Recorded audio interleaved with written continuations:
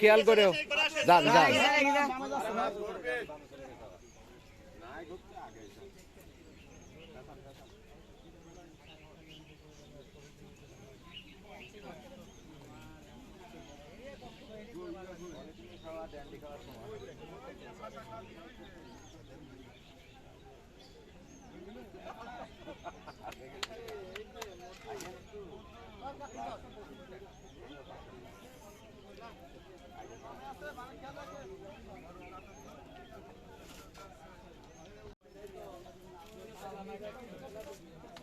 কি অবস্থা? বড় মাছটা তুললাম, তুমি ভিডিও করলে না, তুমি এখন যাও তো তোমার দোকানে। হ্যাঁ